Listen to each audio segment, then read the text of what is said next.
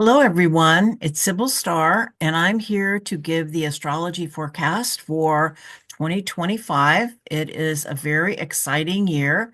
I'm calling this the year 2025, the cosmic gateway, as we are really the ascension process is really accelerating, but we also have some very other challenging aspects. So let us begin. So, to begin with, we are being asked to step boldly into the future with faith, courage, and an open heart. We're being asked to reimagine our world, not as it is, but as it could be. On a personal level, we are being called to rise to our highest potential, release what no longer aligns with with who we are becoming, and embrace infinite possibilities. We are creating a new world in the shell of the old. And I'm going to share a quote with you here from Vivienne Chavez. She is an Arcturian hybrid that I study with. And she says, the 2025 Cosmic Gateway is more than another new year. It is the completion of an old paradigm and a time of significant universal change in frequencies and vibrational stability. In the next level of ascendancy, humanity will experience a new spectrum of sound, light, and frequency, and sacred geometric patterns. The Arcturian's message today is a loving reminder to readjust your vibration and frequency to the more refined electromagnetic field of the Earth. What frequency do you wish to generate, integrate, and implement? Welcome to 2025 and beyond. It is a cosmic gateway. All right. And so, what this is about is why so many astrologers are so excited about 2025 is because all of the outer planets will be changing signs. Oh, well, Pluto already has, but it was just in November, November 19th. But 2025, Pluto will be in Aquarius all year. But these outer planets of, well, first off, of Uranus, Neptune, and Pluto and Saturn have been in earth and water, and they are all moving into fire and air. And fire and air, we know that air fans the explosive nature of fire. And so it feels like a real like moving into warp speed consciousness, that there is like a takeoff, and it's like rocket fuel. And I have not been able to find that this has ever happened in recorded history before, where all of the planets are changing at the same signs. And, the early degrees of a sign, the beginning of a sign at the same time. Someone said it happened 12,000 years ago. I have not been able to verify that, but 12,000 years ago was the last time we were in the photon belt, our solar system, and this is where we are right now. We are moving into a higher frequency area in our galaxy, into what's called the Pleiadian photon belt, and in alignment with the star Alcyone or Alcyone. Okay. Now, the major themes for this year, though, is the first part of the year is very strongly influenced by Mars energy. We have Mars retrograde, Mars is opposite Pluto. Then we have Venus in Aries retrograde. Aries is ruled by Mars, Mercury in Aries retrograde, Chiron in Aries, and Saturn and Neptune both enter Aries at 0 degrees, and they enter it together. Aries is very much about personal sovereignty, courage, bold action, and assertiveness. And it also brings up conflict, anger, and aggression. Okay. The second major theme that I see is completions and beginnings. And the indigenous people have been saying that we are in a time of when the end falls into the beginning. And that's exactly where we are. The end falls into the beginning and then back again. So what we have here, we have the nodes of the moon moving from Aries and Libra into Pisces and Virgo. And the thing to remember, Pisces is the last sign of the zodiac, and Aries is the first sign. And so Pisces is about endings, and Aries is about new beginnings. All right. And so, as I said, we have the nodes of the moon moving. We have Venus, Mercury, Saturn, and Neptune all moving from late Pisces into Aries and then back again because of the retrograde motion. We also have the year 2025 is a 9 year, and 9 is a year of completion. Excuse me, 9 is a number of completion. And this is also in Chinese astrology, the year of the snake. And the year of this is the year of the wood snake, which symbolizes transformation, wisdom, and renewal. It represents the closure of old chapters and the beginnings of new ones, encouraging all zodiac signs to embrace change and growth. And then the third theme that I see and it really starts in the second half of the year in July, is the acceleration of consciousness. This is where our ascension process is really uh, put in hyperspeed and technology growth, inner and outer. There is more light on the planet now than ever before, or at least since 12,000 years, as we are traveling through the photon belt and entering the age of Aquarius. It is about warp speed growth in consciousness. Uh, and awakening humanity at even greater levels. We may be getting to some tipping points, shifting realities, and we are also being prepared for open contact with the major star nations involved with humanity are being activated.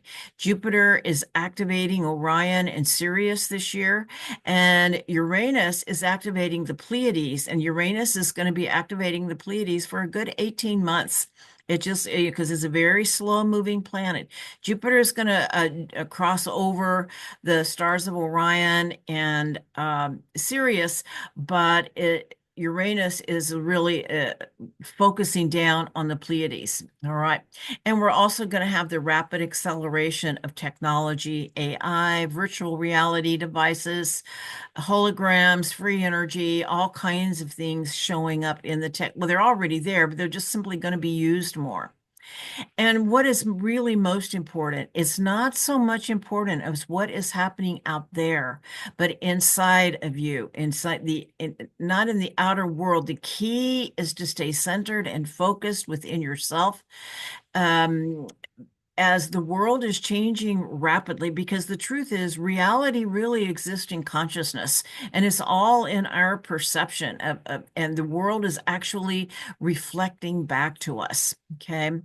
But it's so important to stay centered and grounded with Mother Earth and centered within yourself. Wendy Kennedy, who works with the Pleiadians, says to ascend, one must be fully present in their body, connected to Mother Earth, and living from the heart. So it's how to navigate these times of rapid change. All right. So the first one we're going to talk about is Mars, because the Mars energy is so strong. It's really strong from, let's say, January 1st through, I'm going to say, well, at least early May, but all through May and June, it's still making some he's making some powerful aspects. Anyway, so Mars is retrograde though. It went retrograde on December 6th at 6 degrees of Leo, and he's gonna stay retrograde until February 23rd at 17 Cancer, moves into Cancer on January 6th. And so Mars, and also Mars is out of bounds. I'm going to be talking about that because that's really significant as well with this very strong Mars Aries energy. All right. So Mars is a warrior and a protector. He asks for courage. It's a planet of action and our direction in life, passion, life force, and free will choice. Mars is about how we express anger, how we deal with conflict, how we stand up for ourselves, and how we say yes and no, making choices. This, yes, I want this. No, I do not want this. It's about personal sovereignty, is what Mars is bringing. The shadow of Mars is rage, aggression, and foolhardiness. Now, Mars, like I said, is retrograde. When Mars is retrograde, he is actually closest to the Earth, so exerts a really strong influence. When Mars stationed retrograde, you may have noticed a drop in energy or confusion about your goals. This is because the energy when Mars is retrograde turns inward, so you can reassess your goals and it can reassess your goals and how you take action to achieve your desires. And a big piece I feel of this Mars retrograde is what do you want? It is getting deeply in touch with your deepest desires and what we really want, and becoming aware of things we may be doing which no longer we really have energy or life force for. We're just doing it because we are. But Mars is maybe wanting some changes made.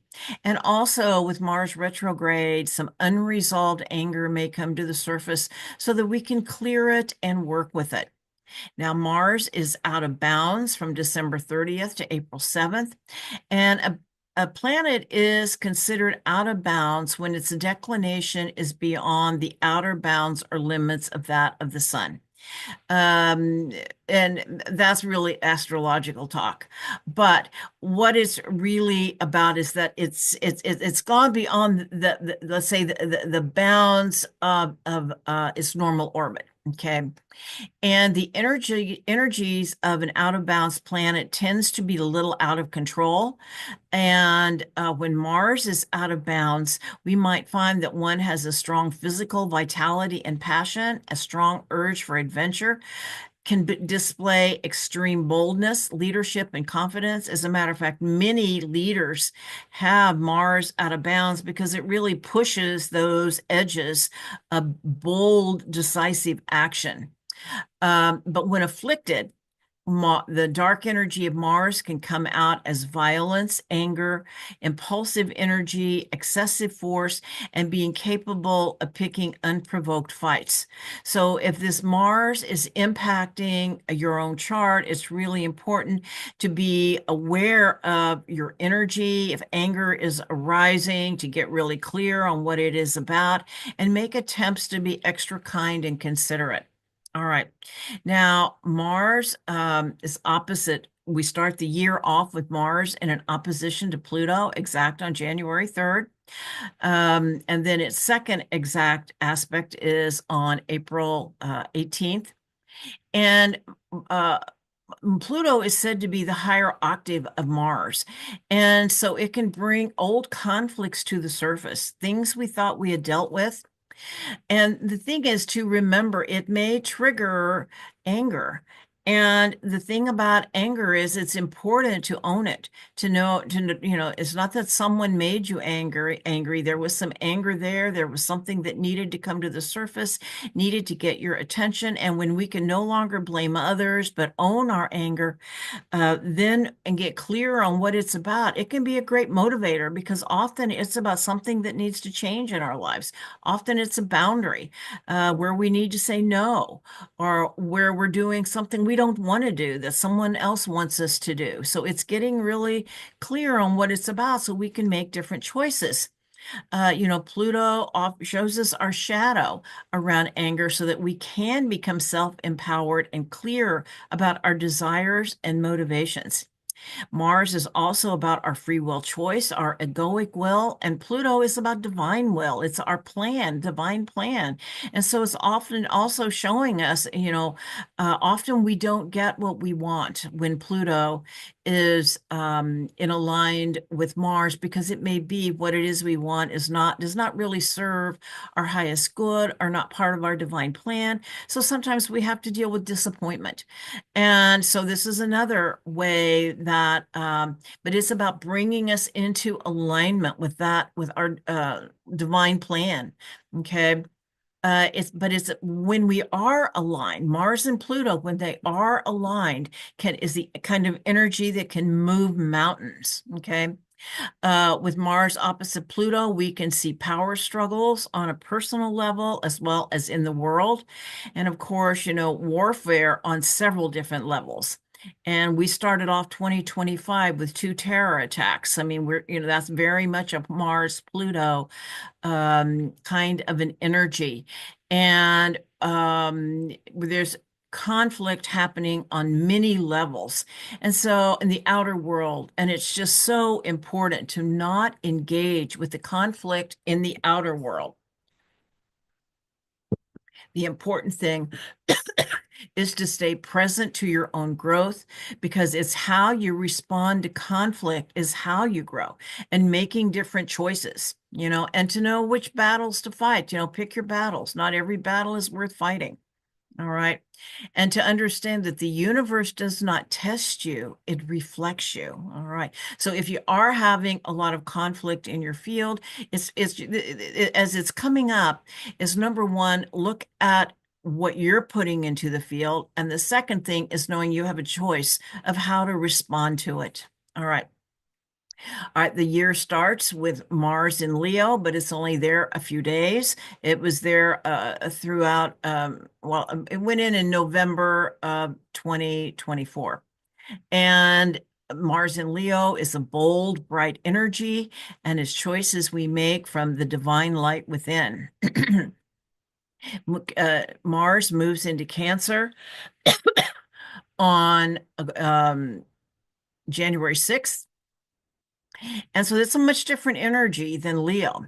We're going to be going back over some old emotional territory. Some sensitive wounds may get poked. We may have a tendency to become defensive. It's a time of emotional turbulence, and it can bring up insecurity.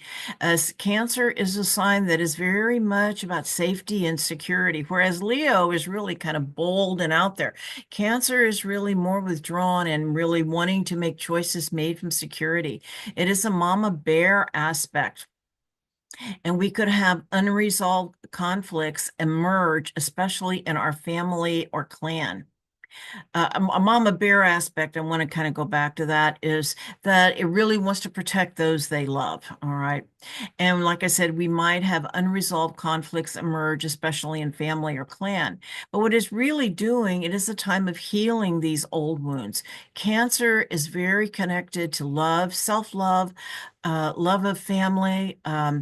It's affairs of the heart. When Cancer is around, it's about affairs of the heart. So it's a time of healing old hurts, old hurt feelings that we may still be carrying around and not letting go of. It's like they come to the surface. It's like a crisis may ensue so that we can get them to the surface and heal them. Because as we move into the higher frequency dimensions, we need our hearts healed.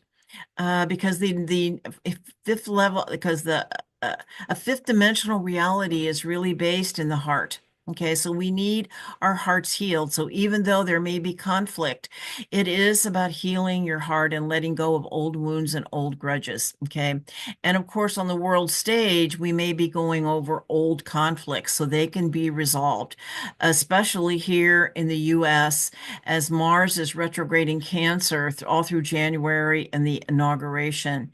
And so there's some old stuff there that needs to be healed and resolved. All right. Mars re-enters Leo on April 18th and meets Pluto for the final time at 3 degrees 48 minutes of Aquarius on April 26th. I think I gave you a wrong date earlier, but they meet again on April 26th. And it is a much different energy now, because now we've been through this whole healing process, healing these old hurts, things that are getting in our way.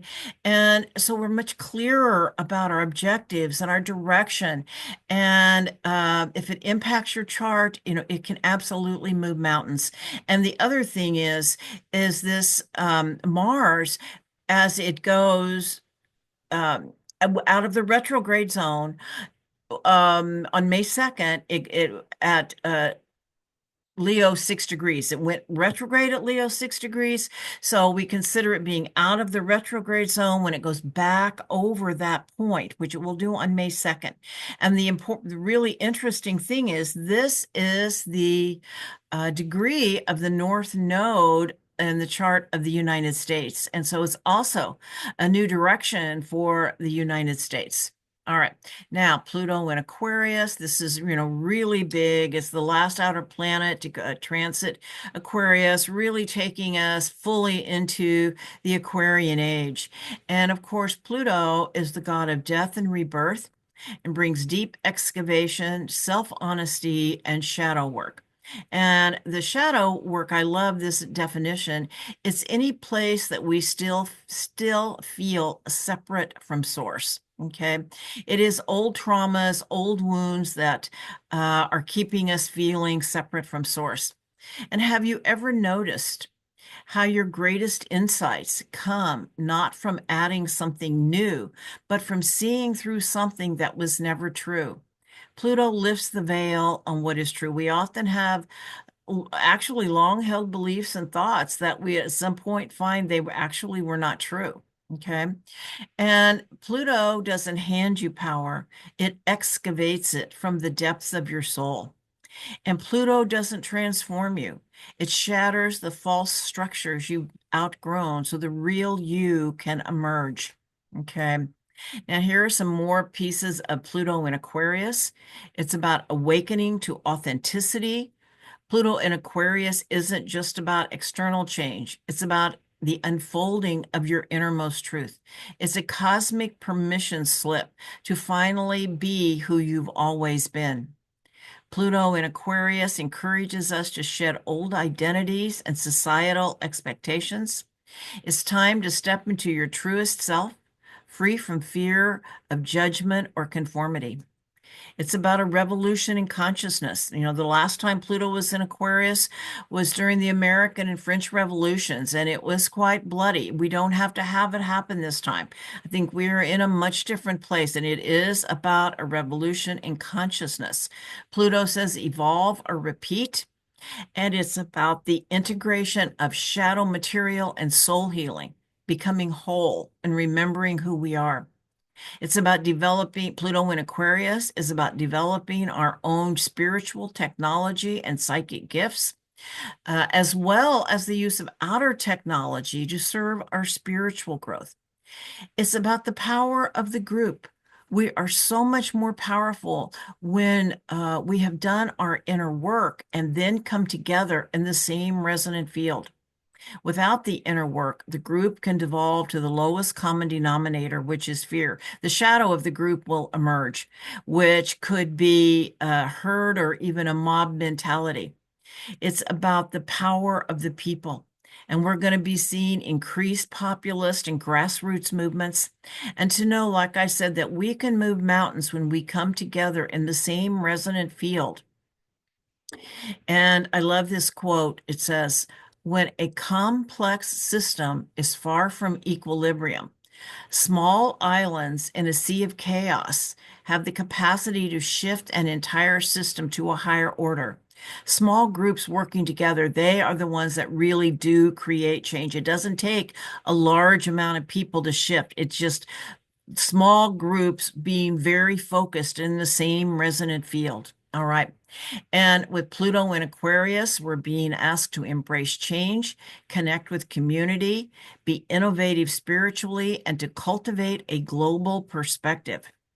Shadow of Pluto in Aquarius. Well, I'm going to name a few, but we're going to see it unfold. Okay. And of course, number one is, to me, is the herd or mob mentality, where the needs of the group become more important than the needs of the individual. And both have to be met. Okay. If it's not in your highest good, it's not in the highest good of all. Just remember that. And we're going to be seeing the dark side of bureaucracy. With Pluto in Capricorn, we saw the dark side of the government, of our institutions. And the Pluto in Sagittarius, we saw the dark side of religion. Well, with Pluto in Aquarius, we're going to see the dark side of bureaucracy, those nameless faces, those nameless people that are really running the show. All right. Our relationship with technology. Now we know that, this is Pluto is going to show us the dark side so that we can absolutely make choices to use technology to further our spiritual growth, but it doesn't have to. We can, what I want to say is technology is not good or bad, but the intention and the consciousness behind it, and know that it is a reflection of our own consciousness. Most very advanced star nations were able to develop their technology to use it to help their own consciousness and spiritual growth and not get caught up in the shadow. And so that's going to be a challenge, okay? Because we know that it has happened before here on Earth. All right. Okay, Pluto is conjunct the stars of Aquila, the eagle. And of course, Aquila, the eagle, brings bold, courageous vision. And the most important thing, I think, too, is that, the eagle is the only animal that goes right into the storm. The eagle flies right into the storm so that he can get above the storm. He knows he has to go through it. And so that's what this, I think, is one of the teachings here is to face the storm, know that we are in the midst of great change and turbulent times, but we have to face it, go through it so that we can get to a higher consciousness. It is all about our frequency. When we can hold our frequency and stay centered within ourselves, that as being our primary source of reality is our inner world. That is how we get through the storm. And Altair, which is the brightest star in Aquila the eagle, is about hearing the celestial call of your soul, your higher calling. We're all being asked to step up now into what is our role in this great paradigm shift that we are experiencing. All right. The next thing is we have Chiron in Aries. Chiron is in a sign 5 years. And so in 2025, Chiron will be going from 19 to 20 degrees of Aries. So if you have planets or angles here, or actually even other cardinal signs, and where the house, where the degrees the house that has the degrees 19 to 27 degrees of Aries is very significant. And it's about focus on healing your self-confidence, your personal will, personal sovereignty, and fears of taking initiative or facing challenges. Okay. And Chiron will conjunct Eris at 24 to 25 degrees of Aries in the fall. And Eris is a dwarf planet. And she was in Greek mythology, was the goddess of discord and chaos. She was actually a disruptor. She's actually is a disruptor who challenges the status quo, a rebel. All right. And so this is this is very powerful. And everyone alive now, I believe, has Eris and Aries. So we all may be challenged to disrupt the status quo. All right. Now that is the first theme. The second theme is where the end falls into the beginning, completions and beginnings. And so what we have are planets who are at the intersection of Pisces, which is ending and completion, and Aries, which is about new beginnings. So as I said, it's when the end falls into the beginning.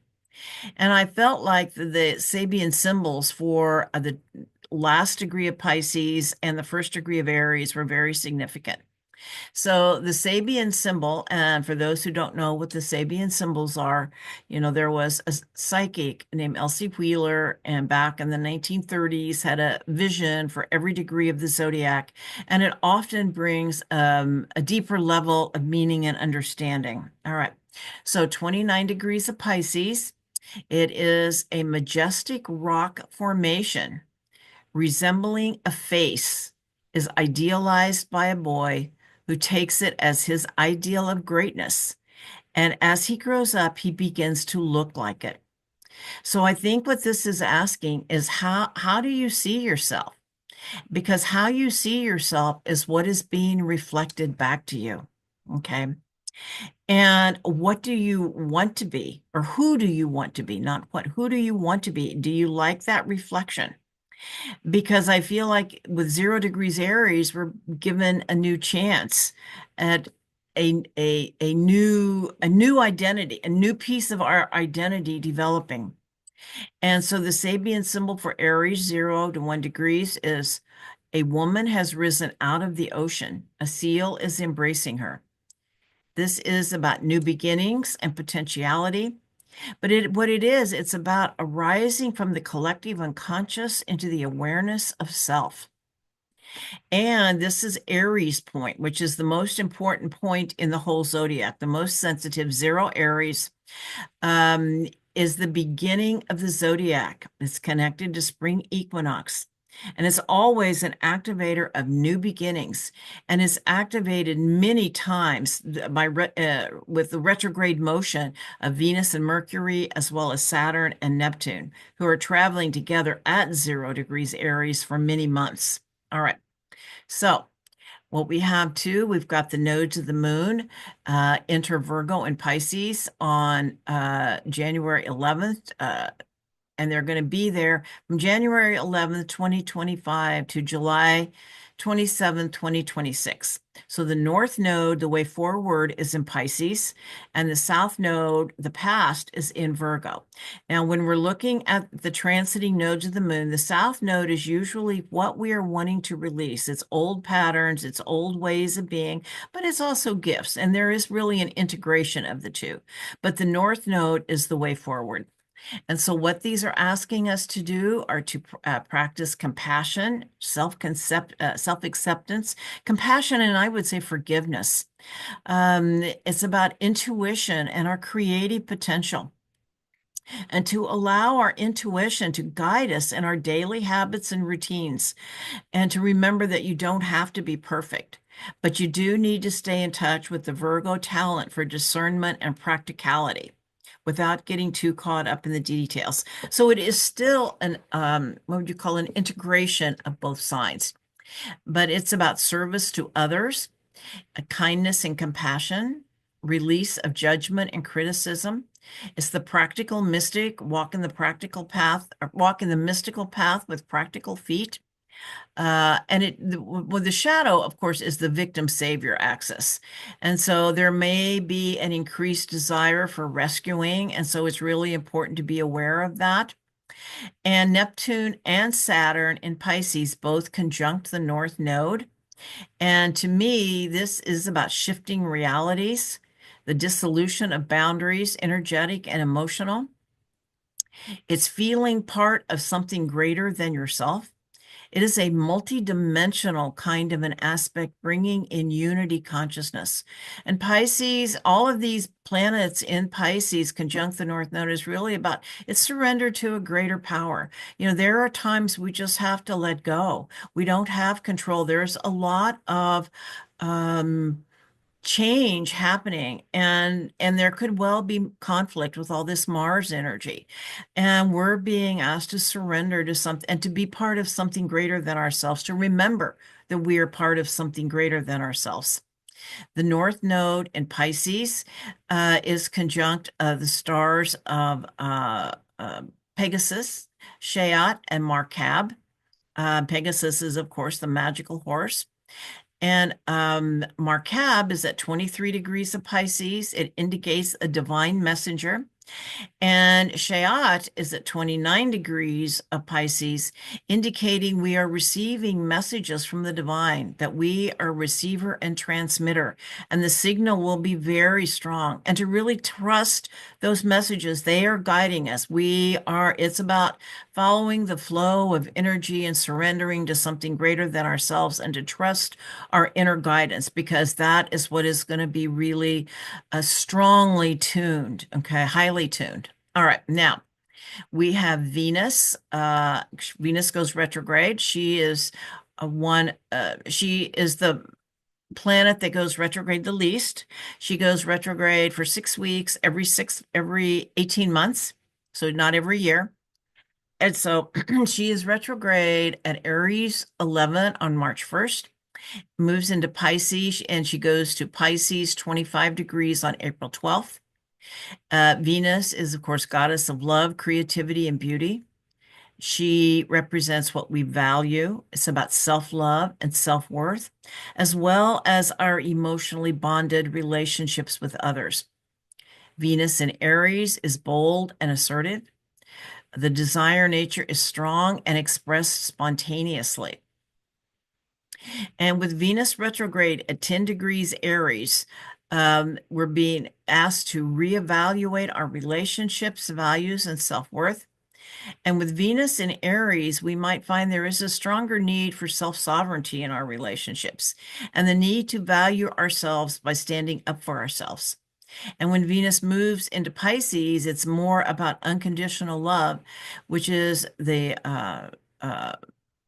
gift, but we may also find ourselves back into old rescuing patterns. And so it's really important to be able to have these boundaries. I feel like all of this Aries is about personal sovereignty and then allowing others to have their own personal sovereignty.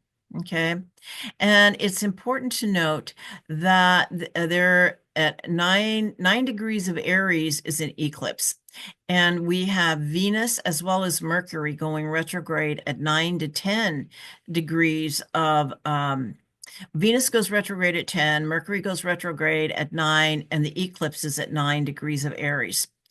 And the eclipse on March 29th has 5 points in Aries and 5 points in Pisces. So this energy is these two, the endings and the beginnings are just so pronounced.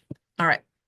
Now we have the planet Neptune. All right. Neptune in Pisces enters Aries on March 30th. All right. And so Neptune, who is Neptune? Neptune is a higher or cosmic consciousness, helping us tap into spiritual dimensions. It brings us into feeling part of something greater than ourselves, unity consciousness, and a dissolution of ego and surrender to a higher power. Neptune always reminds me of that Hopi prophecy of where they, say, let go of the side and let the river take you. The river has a destination, even though you may not know it. And so with so much strong Neptunian energy, especially at the late degrees, it's about letting go so the new can be born. We really can't envision it until it gets here. All right. And Neptune is at home in Pisces as its ruler and has been there 14 years. So we have been learning some master Neptune Pisces teachings. Neptune and Pisces are watery, yin, and non-material, associated with esoteric matters and psychic and intuitive phenomenon, divination, channeling, as well as being empathic, compassionate, selfless, and forgiving. The lower expression of Neptune in Pisces can be very ungrounded, detached from reality, being prone to deception, self-deception, illusion, or delusion. Okay. Also escapism, and there could be a drugs and addiction. All right. But now Neptune is going to move into Aries for, let's see, I'm not sure how long. What did I say? Well, it moves in on March 30th, and it's going to be traveling from 0 to 2 degrees, and it's sometime in the fall. I thought I had this on here, but I don't. Let's see here. So Neptune returns to Pisces on October 22nd. That's right, October 22nd. So it's there from March 30th to October 22nd, so about 6 months. So much different energy. Neptune is still who Neptune is, but Aries is a much different energy for Neptune to be traveling in. And it can be a time of great wonder and impulse. No one alive today has Neptune in Aries. Neptune has a 144-year cycle, okay? And so it is a time where we boldly follow our intuition wherever it leads us. It allows us to have faith in ourselves and our ability to innovate, lead, and start anew.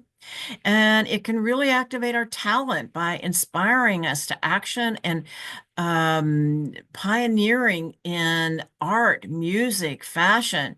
And new approaches to spirituality can figure strongly. compassionate acts can be a goal, and that we're ready to reject and do away with dogma. Aries can see things as black or white, but Neptune is a very nebulous kind of an energy, and it's about the direct connection with source, with creator. Okay. All right. And the shadow with Neptune and Pisces is we may not see ourselves clearly, or we might struggle with defining ourselves and our boundaries during this period, or presenting a false image of ourselves that we end up identifying with. That could be especially tempting during this time. That we may not see ourselves, we may be, our own ego identity may be going through some changes. Okay. All right. Right. And then it moves back into Pisces on October 22nd. All right. Saturn is in Pisces and enters Aries on May 24th, 25th. Saturn is in a sign 2.5 years, so he travels a lot more quickly. Saturn is the Lord of karma, and he brings limitations and growth through adversity. It is a maturation process. And Saturn is about how to navigate the denser dimensions of Earth and bring things into form. And so Saturn in Pisces has been about, and it is still straddling both signs. Like I said, it's gonna also move back into Pisces. Well, I don't have that here. Right around the same time. I think it's just a little bit later. Let's see. So Saturn, let's see here. Saturn moves back into Pisces on, oh, right, September 1st. Right. Okay.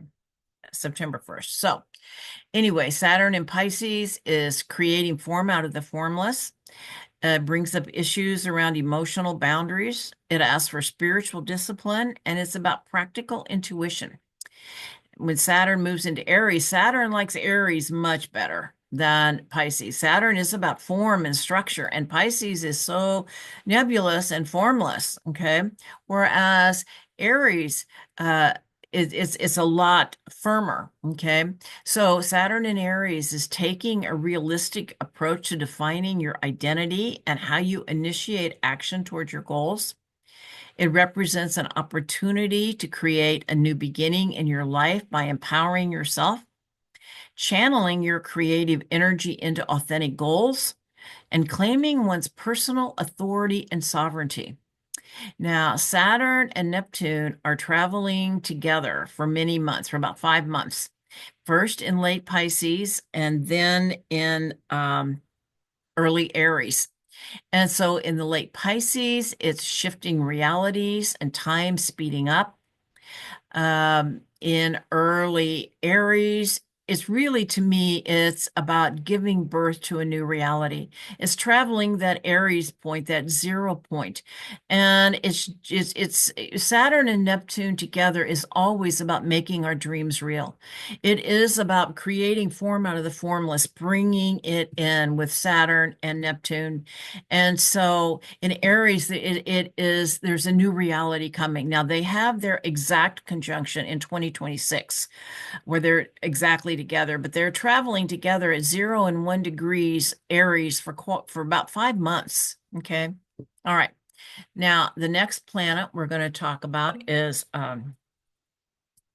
Jupiter. And of course, Jupiter is in Gemini right now. It enters Cancer on June 9th and 10th. Jupiter is the largest planet, and Jupiter is said to be the Santa Claus of the zodiac.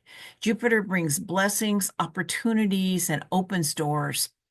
But the thing is often to go through the doors that open, other doors have to close. So it also brings endings. Jupiter also opens doors and closes doors, right? And the only shadow really is overextension or self-aggrandizement. But Jupiter, it really has a lovely energy. So Jupiter in Gemini, and he doesn't, once he goes into Cancer, he doesn't come back. He stays in Gemini. So he'll be in Gemini until June 9th, 10th. Okay. This transit encourages us to expand our minds and grow through the exchange of ideas and information. It brings growth and optimism to the Gemini area of your life, where you can improve your thinking and communication and develop new skills and interests. Now, as Jupiter's now at 11 degrees, and he's going to go direct in early February. And after that, he's going to activate all of the stars of Orion. And I'm not going to really talk a lot about that today, but when it comes, because there's so many stars of Orion that it is going to activate. And I think one of the things that I feel like it is doing is that, in the galactic history, there were the Orion Wars, and they went on for millions of years. They ultimately ascended into higher frequency dimensions through a process, and it was about the integration of dark and light, the integration of the shadow material, and they stopped the duality. They don't have the immense duality and polarity that we are experiencing here. And so they say that we are actually in the echoes of the Orion Wars, and there are many beings here from Orion, catalysts for our growth, as well as great spiritual teachers. And so I feel like that aspect may be activated so that we can proceed into the ascension process, because Jupiter then moves into Cancer, which is very much about heart opening. And it is through the heart that the new earth will emerge. This transit encourages us to expand through our home and family, and it's very much about being in touch with our feelings and our emotions. And Jupiter is conjunct the star Sirius, heart opening and connection with the Great Mother as well. And I do just want to show you, I've got an image here.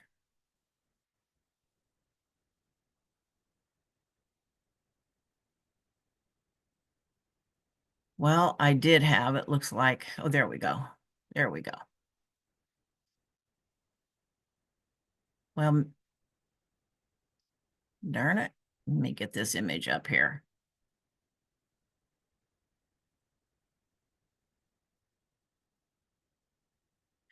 Well, I guess I've lost it. So anyway, I had a really lovely image of, of Orion and Sirius, but it seems to have disappeared. So anyway, now, all right, so we're also going to experience the last Jupiter square at 1 degree, 17 minutes of Cancer and Aries on June 15th, because they will have both moved. Jupiter will have moved into Cancer and Saturn into Aries, but Neptune is also there as well as joining this square. Okay. But first off, the square with Jupiter and Saturn represents a conflict between growth and limitation, and provides an opportunity to rethink anything in your life that isn't working. It encourages us to take a realistic approach towards building the future by taking practical steps to improve your life and developing greater faith in yourself.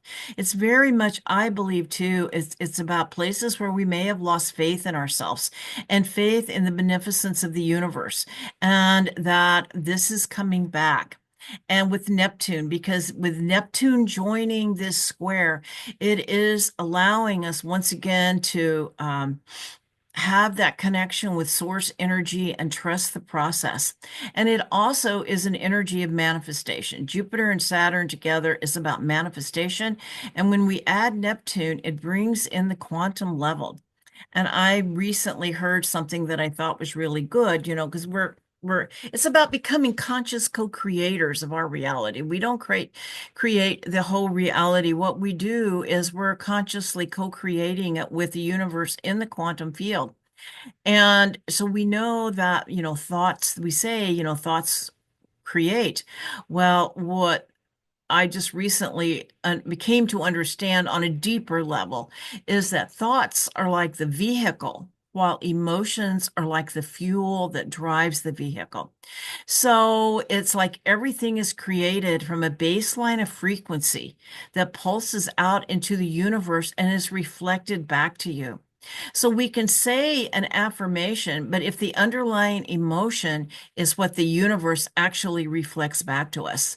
And so the key is to work to change the internal frequency, to experience, to feel, let's say, whatever it is you are wanting in your life, love, to be loved, to feel loved, to be the love in the world, because that is what is reflected back to you, to feel gratitude. And as you're feeling gratitude, all of the blessings come back. And this is saying over and over again. And this is a time of great potential manifestation in a co-creation process in the quantum field.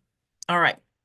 Now, something very exciting to me is that Uranus is changing signs in July. It's moving into Gemini on July 7th. Now, we'll only be there, let's see, from July 7th to, oh, darn it, I didn't write all these down. From July 7th to, when was it changing? Oh, right, November. All right, November looks like 8th. Okay, July 7th to November 8th. So that's about 4 months, or 3 or 4 months, 5 months. Anyway, um, and so Uranus, what is the planet Uranus? Uranus is the planet that's known as the higher mind, the divine mind. Whereas Mercury is the human mind, Uranus is the divine mind, mind of God.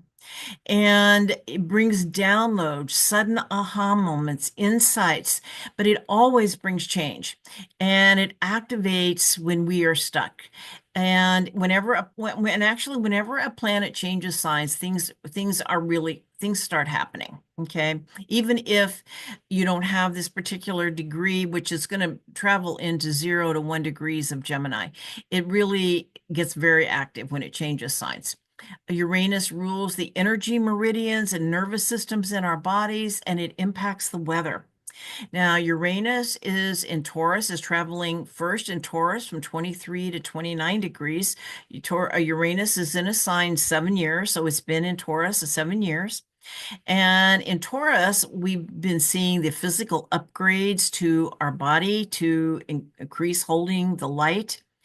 I feel like it is the activation of the new human template and the 12-strand DNA. It is about the connection to the consciousness of Mother Gaia. Taurus is a sign very deeply connected to Mother Earth and her consciousness. And Uranus and Taurus has been teaching us the importance of staying in our bodies, connected to Mother Earth in these times of great change. Taurus, is that sign that says to be like the tree whose roots go deep down into the earth while the storm swirls around.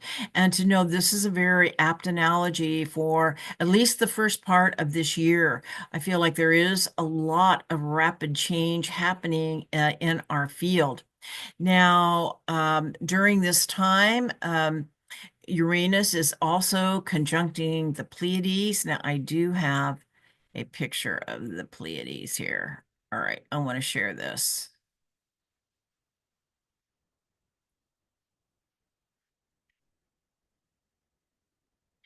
All right, so here are the Pleiades, okay? And so we've got the seven sisters and Alcyone, I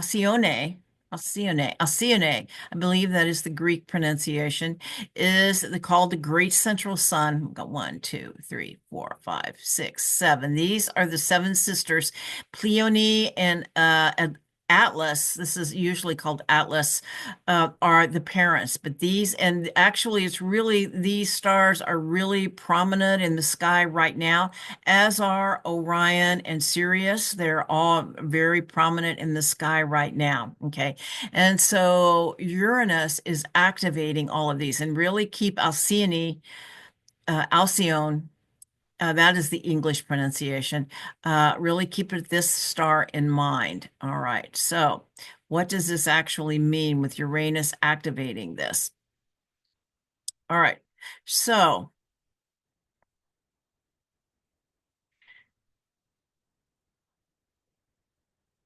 okay. So, um, when it's okay, so the thing to remember, I think, right now, or the thing to understand, this is a very powerful activation. Uranus is the planet most aligned, Uranus and Aquarius, with our star nation relatives.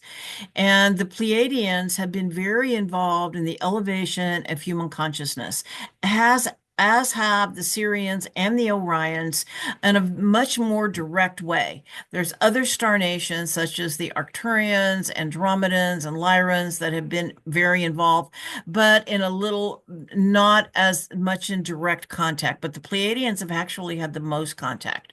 They say that the human and Pleiadian DNA is the most similar of all star nations. And there is a cosmology that I have been working with that I really enjoy, and it resonates as truth with me. And I don't have any validation other than my own intuitive guidance. And so, but what this says is that and now it is known that Alcyone is known as the great central sun of the Pleiades, and is actually made of several stars. But the cosmology that I'm speaking of is that it is said that Alcyone is always in the photon belt. It is directly aligned with the photon belt of which our solar system is now transiting. It is an area of increased light in our galaxy. And it is said that we travel here for 2,000 years. And then we have it's a 13,000 year cycle. We spend 2,000 years in the photon belt and then 11,000 years in darkness, our solar system. Other planets, other stars have a different relationship, but this is our solar system. And so, and this always happens in the age of Aquarius and in the age of Leo. The last time that we were in the photon belt was during the age of Leo, and this was during the time of the emergence of Egypt after the fall of Atlantis and the cataclysms that happened. Or actually, they happened kind of partially in it and then emerged from it. Okay, there was a cataclysm, and then they emerged from it in the age of Leo in the photon belt. Okay. And so we are beginning this 2,000 years of remembering as we are aligned with Alcyone. And to know that it is about downloading, getting downloads, and Alcyone carries the original creation codes of Mother Earth. And so it is a time of remembering the original creation codes. As a matter of fact, I'm going to be doing a presentation, and I'll be sending out a notice about it for my Galactic Astrology group. And it is titled The Uranus Transit of the Pleiades and Remembering the Song of Creation, the original Song of Creation, because that is what all the native people are talking about as well. It's time to remember the original creation codes. Okay. And when we're in alignment with Alcyone, there is increased paranormal activity. And so for about 18 months, we're going to have very strong increased paranormal activity. And I feel like what this transit is doing is preparing us for open contact, which will happen in either 2026 or 2027. It's hard to know exactly, but it's really going to happen. And so what this is going to be doing to prepare us is activating our fifth dimensional experience, which is around love, creativity, and opening the heart chakra. That is why we're going through this really challenging Mars time, and to release all the old hurts that we've been holding on to let them go. It's about our Star Nation relatives want us to know that they are here, and they're going to make themselves more known, increase telepathic communication, and opening Pleiadian stargates. Um, many of the indigenous people have really ancient Pleiadian stargates on their property. I'm not on their property, on their land. And one was just recently opened in Uluru with the Aboriginal people of Australia. And it is a Pleiadian stargate. And that was opened by a group of people working with the native Aboriginal people. And there are many indigenous people connected to the Pleiadians. We have the Maya, the Hopi, the Cherokee, the Lakota, and many, many more. And it is said there are other stargates. And I have heard that the Devil's Tower on Lakota land is actually a Pleiadian stargate. And I don't know if this is true, but it certainly could be. So if you're interested in the Pleiadians and this activation by Uranus, I will be sharing that video in the not too distant future. All right. Now, but back to Uranus itself in Gemini is traveling from 0 degrees to 1 degree, 27 minutes. It's about, to me, it's about the acceleration and the opening of consciousness. Humanity will experience a new spectrum of sound, light, frequency, and sacred geometry patterns. And the most important thing, of course, once again, it is to anchor uh, to a reality based in our own consciousness rather than the outside world. It's how to navigate these times of great change when everything is changing rapidly. And as we talked about, too, there's, tremendous potential for technological growth. And um, but to have our reality based in our own consciousness is what is going to allow us to space travel. It's not just the technology, it's our own consciousness of how we can make these shifts, okay? And with air signs, it's also important to remember to breathe, that your breath is your friend. It will actually help elevate consciousness to breathe properly as it allows more prana. It's about no longer being attached to how things have been done as new solutions abound. But it can also bring increased difficulty focusing. There's a real need to care for your nervous system because you might feel like your finger is in an electric socket. Now, Uranus during this time is conjunct the dwarf planet Sedna. And to me, Sedna is about our destiny. It is about the sacrifices that need to be made to access our destiny. And Pluto, excuse me, and Uranus during this time is trine Pluto, and that is a beautiful trine. Many technological advances in the outer world may show up, such as hover cars, increased use of virtual reality, holograms, AI, many different things.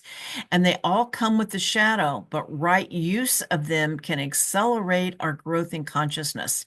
And it's also about developing our inner technology and psychic skills. Okay.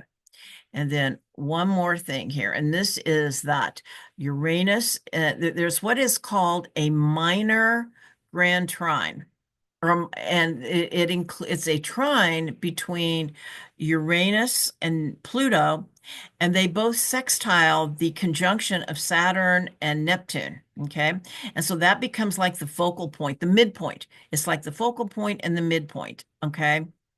And minor triangles are supportive configurations with dynamic potential. They are more active than grand trines as the energy is channeled and focused through the apex planet. In this case, it's the Saturn Neptune in Aries, and actually, this is going on from August to December. All right.